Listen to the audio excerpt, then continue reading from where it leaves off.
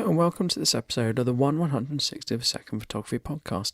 In this episode, I'm going to talk about low-key portraits. In my last episode, I talked about high-key portraits, and in this episode, I'm going to obviously talk about low-key portraits. So, what is a low-key portrait? That's a really good place to start. A low-key portrait is where you have a subject, which could be a product, a macro shot, a person, but it's against a black background, as opposed to a high key, which is against a white background. Last time when I talked about high key, we really needed 3 flashes for a high key portrait, 2 to illuminate the background and 1 to illuminate the subject, and that really was as a minimum. With low key photography, you can get away with just using 1 flash to illuminate your subject. You don't need to illuminate the background because it's black. So there's quite a few advantages of using low-key portraiture. One of those advantages is it looks quite good to have a person coming out of sort of a black background. It looks quite good, it's quite simple. It can be more difficult to edit than a high-key portrait, but certainly pulling it off in camera is easier. Let's start by talking about a black background. Now, even if you have a black background and you have your subject too close to the background, when you illuminate them with a light, the background will light up as well. So you need to have a good degree of separation between your subject and the background. In high key, it doesn't matter so much because it's white anyway, so it doesn't really matter. And the aim is always to have your background brighter than your subject anyway. But in low key, you need to have good separation, so your subject needs to be fairly far away from your background. You can get backgrounds that are different materials like suede-ish material or felt, and they're very good at absorbing light. One of the backgrounds I have is a Westcott X-Drop, and that works really well because it doesn't have any creases or anything in the background, and also it's a material that absorbs light, so you can have your subject quite close to your background and still get a complete black. So you need 1 light. You can have more than 1 light. You can have a key light, a fill light, and a rim light, but they always look quite good with just 1 light. 1 light has a simple elegance to it in a 1 light portrait. So you make sure that none of your light spills onto the background, and you obviously have a high shutter speed to kill any ambient light.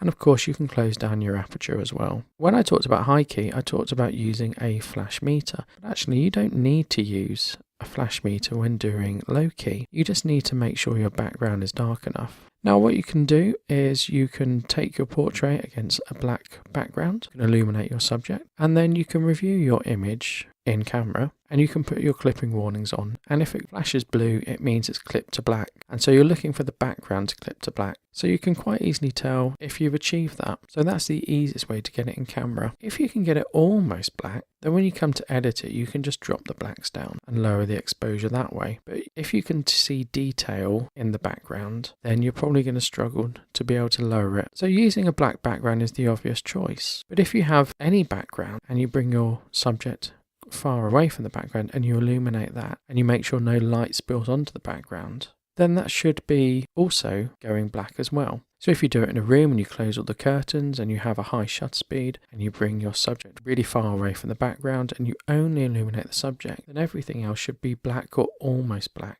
Other things you can do would be to use high-speed sync. Now what's really good about high-speed sync is it really cuts down on the ambient light. It allows you to have an incredibly fast shutter speed. That means you can almost cut out background light. You can be outside and almost get a dark image. And again, when I talked about high-key photography, I talked about sometimes when you take your photo and then you make a JPEG of it, you get these horrible bits in it, or these sort of cream colours. You can of course get that in low key if you haven't got all of your background completely black. You can get odd things that show up, maybe not in the raw image, maybe not on the back of the camera, but show up once you've processed it to JPEG. And particularly these sort of artifacts and blemishes show up when you upload them to social media sites or they're compressed further. So you always want to try with high and low key to clip, make sure it's brilliant white, completely white or completely black. Otherwise later down the line your image might look a bit horrible. If you're using flash, and you're going to have to use flash to achieve a low key look, you can use high speed sync. So you can get shutter speeds of 1/8000th of a second with high speed sync. And putting your flash and softbox close to your subject, you're going to eliminate that background light even further. You're going to be making the subject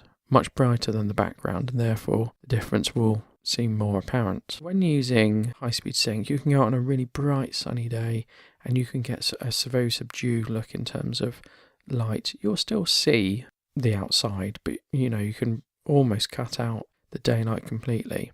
If you use high-speed sync later in the day, as it's getting dark, you can get a low-key portrait. In winter in the UK, you could probably get away with doing it at 3 or 4 o'clock, just as it's getting dark. So a really nice portrait might be to have 2 strip boxes next to a person, and you could do this outside if you're using high-speed sync, and it would look as though the person is in a low-key portrait. Everything is black apart from the person, and that's a really nice sort of image, and that will look really nice in black and white as well. You will lose a lot of detail in the hair unless you add lights in or reflectors in to compensate for that. What will be quite nice, and actually it can be a quite nice look for a female, their hair would sort of towards the back and towards the edges blend into the darkness of the background. That can be quite a good look. If they're wearing dark clothes as well, you sort of can't tell where their clothes begin and the background begins. It is quite good. You can of course fix that by using rim lights and using second lights and reflectors, but using one light does give quite a unique and interesting look, that type of style.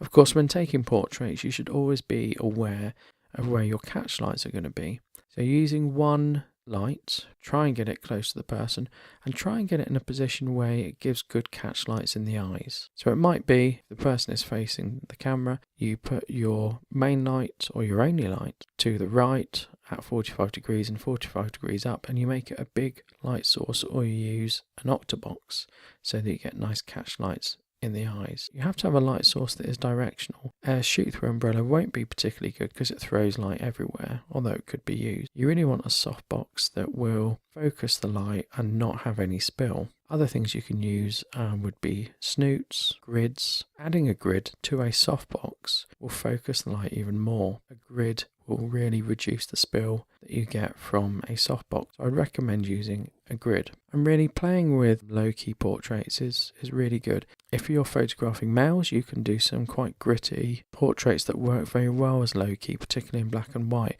where all the sort of lines and pits in the face show up, and that looks really good as well. And you can sort of give it like a silverish look, and that works really well. If you have got enough separation from your background and there's no light spill, you can also raise the shadows to increase the level of detail in things like hair and maybe clothes, which will really elevate your portrait. When I talked about high key photography, I talked about getting it right in camera and overexposing by 2 stops. It is possible to get high key right in camera and have it look good. It is possible to get a low key portrait right in camera, but it's probably a bit harder than getting a low key portrait right in camera. It's easy to overexpose, and it's easy to overexpose by 2 stops. It's quite difficult to underexpose the background. In a way, you've got to overexpose your subject and then take down the exposure to bring your background down further. So do let me know if you'd like to try low-key portraiture, or if you'd like to try some low-key macro.